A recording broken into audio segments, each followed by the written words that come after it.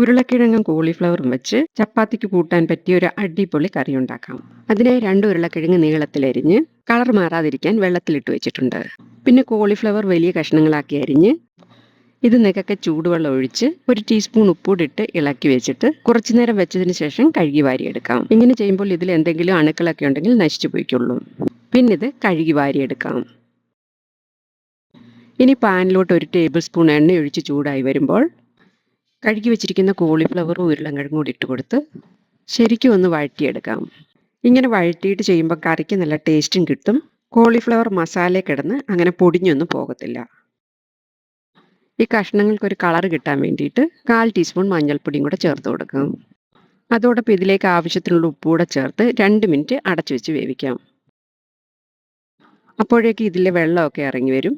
പിന്നെ ഇത് നന്നായി വഴണ്ടി വരുമ്പോൾ ഒരു പാത്രത്തിലോട്ട് മാറ്റാം. ഇനിയും ഗ്രേവി ഉണ്ടാക്കാൻ തുടങ്ങാം. അതിനായി പാനിൽ 2 ടേബിൾ സ്പൂൺ എണ്ണ ഒഴിച്ച് ചൂടാകുമ്പോൾ 3/4 ടീസ്പൂൺ ചെറിയ ജീരകം, 1 ചെറിയ കഷ്ണം പട്ട, 3 ഗ്രാമ്പു, 2 ഏലയ്ക്ക, 1 ബേ ലീവ്സ് ഇതെല്ലാം കൂടെ ചേർത്ത് കൊടുക്കാം. ഇത് മൂത്ത് വരുമ്പോൾ 1 ടേബിൾ സ്പൂൺ വെളുത്തുള്ളി ഇഞ്ചിയും കൂടെ ചതച്ചതും കൂടെ വഴറ്റിയെടുക്കാം. നന്നായിട്ടൊന്ന് വഴണ്ടി വന്നാൽ മതി, ഇത്രയും മൂക്കേണ്ട ആവശ്യമില്ല.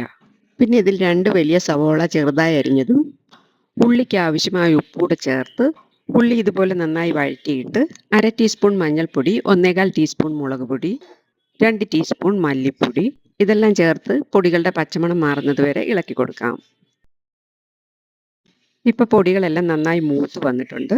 ഇനി ഇതിലേക്ക് വലിയൊരു സവോള ചെറുതായി അരിഞ്ഞതും കൂടെ ചേർത്ത് കൊടുക്കാം. ഇത് നന്നായിട്ടൊന്ന് ഇതിൽ മിക്സായി അലിഞ്ഞു വരുന്നതുവരെ ഇളക്കി കൊടുക്കാം. തക്കാളി പെട്ടെന്ന് വെന്ത് കിട്ടാൻ ഒന്ന് അടച്ചു വെച്ച് വേവിക്കാം. വേണമെങ്കിൽ കുറച്ച് വെള്ളം കൂടെ ഒഴിച്ച് വേവിക്കാം. ഇപ്പോൾ ഇത് വെന്ത് നല്ലൊരു മസാലയായി കിട്ടിയിട്ടുണ്ട്. ഇതിലേക്ക് നമ്മൾ വഴറ്റി വെച്ചിരിക്കുന്ന കോളിഫ്ലവറും കൂടെ ഇട്ട് കൊടുത്ത് മസാല ഈ കഷ്ണങ്ങളിലെല്ലാം ആകുന്ന പോലെ നന്നായിട്ടൊന്ന് ഇളക്കി കൊടുക്കാം. ഇനി ഇതിലേക്ക് കറിക്ക് ആവശ്യത്തിനുള്ള വെള്ളം ഒഴിച്ചു കൊടുക്കണം. നല്ല ചൂടുവെള്ളം വേണം ഒഴിച്ചു കൊടുക്കാൻ. നമുക്ക് എത്ര ഗ്രേവി വേണോ അതനുസരിച്ച് വെള്ളം ചേർത്ത് കൊടുക്കാം.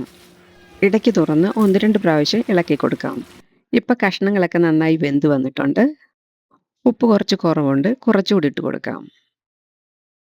അങ്ങനെ വളരെ രുചികരമായ ഫുൽഗോബി ഉരുളൻകിഴങ്ങ് കറി ഇവിടെ റെഡിയായി. മല്ലിയില വിതറി ചപ്പാത്തിക്കൊപ്പം കഴിക്കാം. എൻ്റെ ഈ വീഡിയോ നിങ്ങൾക്ക് ഇഷ്ടമായാൽ ലൈക്കും ഷെയറും സബ്സ്ക്രൈബും ചെയ്യാൻ മറക്കരുതേ. Thank you.